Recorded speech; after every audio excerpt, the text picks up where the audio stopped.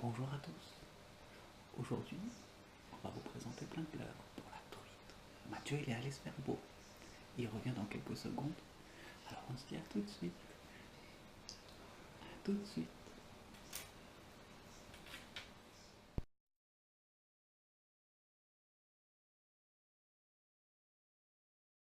Salut à tous, c'est Mathieu et Alexis pour Agathe et Fish.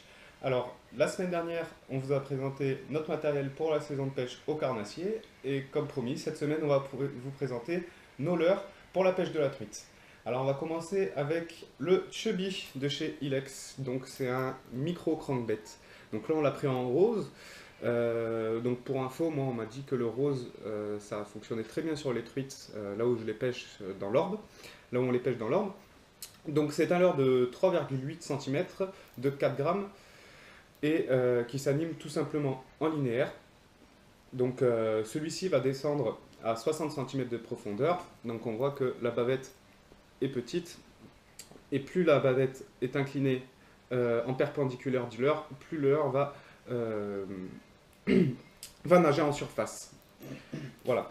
Donc ici on a Le chubby, encore une fois, mais le diving, si je le dis bien, c'est ça, hein, diving, avec une bavette un peu plus grande. Il est aussi un petit peu plus lourd du fait qu'il y ait la bavette. Il fait 0,3 g de plus, donc c'est pas grand chose.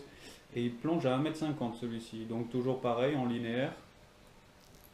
Ça plonge bien. D'ailleurs, celui-ci, on l'a trouvé l'année dernière accroché en profondeur. On a eu de la chance de le récupérer. C'est un joli leurre. Donc voilà, celui-ci va faire du poisson cette année. on l'espère. Oui, il va faire du poisson cette année. On touche du bois. On te- Alors ensuite, on a le Décontact de chez Smith. Alors c'est un leurre qui est devenu en très peu de temps une grande référence, donc qui est assez onéreux, faut le dire. Un leurre qui part à 20 euros, 21 euros à peu près. Donc pour un si petit leurre, c'est quand même assez cher. Mais on a déjà les résultats avec, hein. Je ne sais pas si on le voit, mais sur le dos, il est déjà marqué des dents d'une belle truite de l'année dernière. Donc du coup, c'est un leurre qui fait 7 grammes, qui fait 6,3 cm. C'est la version en 63, donc vous avez différentes versions. En 63, en 75 et en 93, je crois. C'est ça. Voilà, donc c'est un leurre coulant qui va nager donc à une profondeur supérieure à 50 cm, pardon. Et donc on va pouvoir animer de façon linéaire, soit le laisser s'animer dans le courant, ou alors faire des petits twitch pour le décaler en fait. Et les truites vont sortir de leur cache pour l'intercepter. Voilà, donc c'est un leurre sur lequel je compte déjà énormément et la famille des décontacts va sûrement s'agrandir pendant l'année. Voilà. Ensuite, on a le Tiny Fry de chez Ilex, toujours, comme les Chubby. Il a à peu près le même coloris que le jaune qu'on vous a montré juste avant. Bah, c'est le même en fait. Hop, petite bavette. Il fait 5 cm. Il pèse 2,7 g. Il est flottant. Et celui-là aussi, hein, on va avoir du résultat avec. Il ressemble un petit peu au décontact, mais le décontact, Matt vous l'a pas dit, c'est son petit chouchou, c'est son préféré, hein. Il fait beaucoup de poissons avec. Hop. Voilà, donc c'est un leurre qui va nager entre 20 et 30 cm, donc on va privilégier les zones de petits courants et les petites gravières. Ensuite, on a le Ikiru de chez Spro, je pense que je le dis bien, donc il fait 2,8 g, donc il fait à peu près la même taille que les autres, je crois qu'il est entre 4,8 et 5 cm. Par contre, il va neiger beaucoup plus profondément, il va neiger à 1,50 m. Donc c'est un petit jerk qui va nous permettre d'aller chercher, d'aller chercher les poissons dans des fosses si jamais ils sont calés sur le fond pour éviter tout simplement la bredouille. Je veux dire comme ça, pour éviter la bredouille, ça peut être un bon sauve-bredouille. Les truites ont un comportement assez comment on dit déjà quand... Ah bah, ils sont agressifs, c'est tout, hein. Elles sont plus agressives Ils sont sur plus ce agressifs, modèle-ci. Parce que je sais pas si vous voyez, à la lumière, ils font beaucoup de flash. Il y a un petit hameçon rouge et noir, Il y a, je ne voilà. sais pas si ça fait une différence. Alors le petit hameçon rouge, pour te répondre Alexis, ça va faire en fait un signal sang. C'est-à-dire que le poisson va identifier le rouge comme la couleur du sang, donc ça va l'aider à cibler son attaque. D'accord. C'est pour ça que en fait, le poisson, au lieu de venir par l'arrière et de risquer de juste s'accrocher à un triple et de se décrocher au premier coup de tête, va vraiment venir choper le leurre, vraiment comme ça, et puis là, sera bien bien accroché. D'accord. Voilà. Donc ensuite, on a alors celui-ci, grand leurre pour, Pour la qui- truite. pour la truite et pour la perche, qui est très connu, c'est le Rapala Countdown. Alors celui-là, particulièrement, c'est un leurre que m'a donné mon grand-père. Donc avant Rapala, sachez qu'il faisait que des leurres en balsa. Donc c'est un leurre en balsa, celui-là. Il fait à peu près il ferait un peu plus de 2 grammes, je crois. Donc pareil que pour ses confrères, il nage entre 20 et 30 cm, il donne beaucoup de vibrations. Toujours une petite. Toujours vous avez vu que les couleurs des leurres sont pas forcément très changeantes, c'est parce qu'on essaye de respecter encore une fois Le code couleur. le code couleur. C'est des couleurs à peu près naturelles, à part pour le rose, si la rivière elle sera un peu teintée. Voilà. On a le micro spinner qu'on vous a déjà présenté, avec lequel Mathieu a déjà fait une petite perche, mais c'était avec le blanc, il me semble. Hop. Il est très très joli, très sympa, mignon, il s'anime bien, il est très lourd, Il il fait a une 7 belle grammes. cuillère, un beau triple dessus, donc ça aussi ça va faire du poisson cette année, c'est sûr. Matt a fait un rêve prémonitoire, il a rêvé qu'il allait pêcher un brochet d'1,14 m avec, donc on attend de voir ça. J'espère bien qu'on va le remonter. Alors ensuite, on a une cuillère. Alors, cuillère toute simple de chez Caperlan. Dorée à point rouge, hein, qu'est-ce qu'on va dire de plus? Tout le monde la connaît. Tout le monde la connaît, c'est une numéro 3. Alors, les gens en général pêchent la truite avec des cuillères numéro 2 ou numéro 1. Le problème qu'il y a, enfin, je trouve, c'est que ça sélectionne pas du tout le poisson.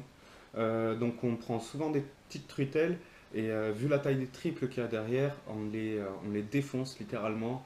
Et c'est dommage de voir des petites truitelles qu'on espère relâcher partir avec le courant sur le dos, même si on a essayé de les réoxygéner, etc. Donc du coup, j'en ai pris une beaucoup plus grosse qui va me permettre de, en premier temps, sélectionner le poisson. Et en second temps, vu qu'elle a une plombée beaucoup plus lourde, comme le spinner, comme le micro spinner, ça va me permettre vraiment de pêcher les tombants des petites chutes d'eau, là où se mettent les truites qui sont en chasse, en dessous des tombants, dans le remous. Voilà, donc ça va me permettre de prendre des poissons qui sont peut-être imprenables avec toute la famille des autres leurres qu'on vous a déjà présentés, parce que eux vont déjà se laisser emporter un petit peu sur 1 mètre avant la récupération. Donc du coup, on va louper ce mètre-là qui peut être vraiment décisif en pêche de la truite. Voilà. Donc ensuite, pour terminer, on va avoir une boîte de leurre souple. Bah alors on a vraiment un peu de tout, hein, du Rock Vibes. On a du Rock Vibes, couleur blanc nacré, du Skeleton, voilà. Tac tac tac, on a des petits de la lande, comment il s'appelle celui-là? J'ai plus le nom en tête, mais qui va être sympa aussi à pêcher. Donc du coup en fait, ça va nous permettre, les leurres souples, de pêcher dans les zones beaucoup plus profondes, là où il y a des gros tombants, où on va aller jusqu'à 2 mètres, peut-être même 3 mètres de profondeur. Donc là, ça va vraiment nous permettre de pouvoir racler le fond et d'aller chercher les poissons vraiment là où ils sont, s'ils sont calés au fond. Donc c'est une boîte qui comporte, donc là c'est de la lande qui fait ça. Donc c'est une boîte qui a il y a beaucoup de variétés de leurres. Il y a beaucoup de couleurs aussi. Et il y a énormément de couleurs. Voilà, on a énormément de couleurs. On a des leurres roses fluo. Voilà. On a des leurres avec des reflets un petit peu violets, bien sympathiques. Avec des paillettes transparentes. voilà, du jaune, du orange, jaune, on a du vraiment orange, tout. il y a vraiment de tout.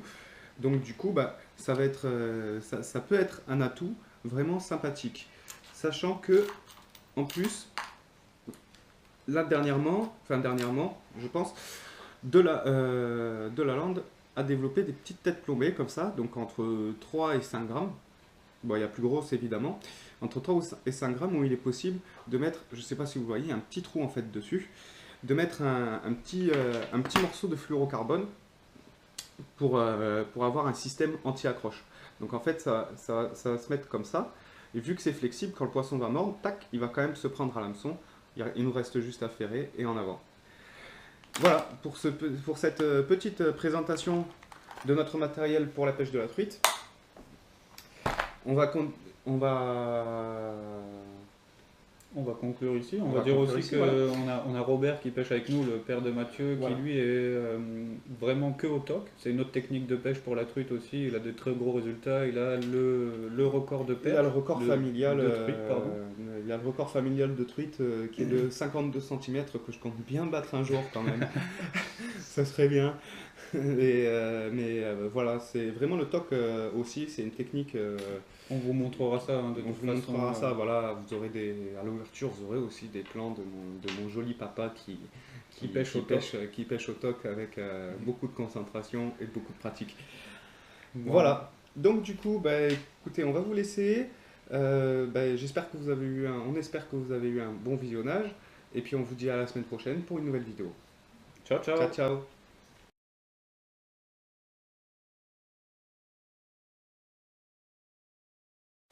Salut à tous, c'est Mathieu pour Agathe et Fish. Alors, on se retrouve encore une fois aujourd'hui parce que je voulais vous parler de quelque chose qui me tient à cœur.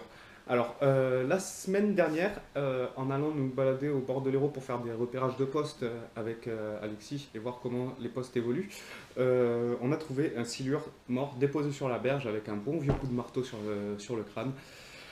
Alors, moi, par rapport à ça, je pense que nous, pêcheurs, en tant que pêcheurs, on doit avoir un certain respect envers l'environnement, les poissons, qui font qu'on aime la pêche. Hein. Si on va à la pêche, c'est bien pour prendre du poisson et pour se détendre. Voilà. Le silure, c'est un poisson qui a quand même une sale tête, c'est pas forcément joli, etc. Mais pour l'instant, il n'y a aucune étude sérieuse qui prouve que le silure est nuisible. Voilà. Autant le relâcher. C'est pas, ça casse pas des briques. Je pense que ça embête personne. Voilà. Le cendre, il y a 20 ans de ça, était un poisson qui était considéré comme nuisible. Aujourd'hui, le cendre, tout le monde se bat pour en avoir un. Le silure, s'il faut, dans 20 ans, tout le monde se battra pour en avoir un. Gardons cette mentalité qu'on a de vouloir respecter la pêche, les animaux et l'environnement. Faut pas partir à la pêche dans le but. C'était quand même un beau poisson, il faut du matériel spécifique pour pêcher le silure, acheter du matériel qui coûte quand même une blinde pour laisser le poisson sur le bord, concrètement, et passez-moi l'expression, mais je trouve ça vraiment nul à chier. Du coup, franchement, essayez de changer vos idées, essayez de vous sensibiliser, lisez des articles sur le silure et vous verrez que c'est pas forcément un poisson qui fait tant de mal que ça aux rivières, sinon il en aurait déjà fait. Et si vous prenez que du silure, je suis désolé de vous dire ça les gars, mais pourquoi nous on prend pas que du silure et vous prenez que du silure? Concentrez-vous un peu sur votre pêche et vous verrez que vous aurez d'autres résultats. Voilà, cette petite parenthèse est terminée. J'espère ne pas en avoir trop vexé. Si vous êtes vexé, je vous invite à lire les nombreux articles qu'il y a sur le silure et à essayer de changer de comportement. Comme on dit, il n'y a que les cons qui ne changent pas d'idée. Au revoir.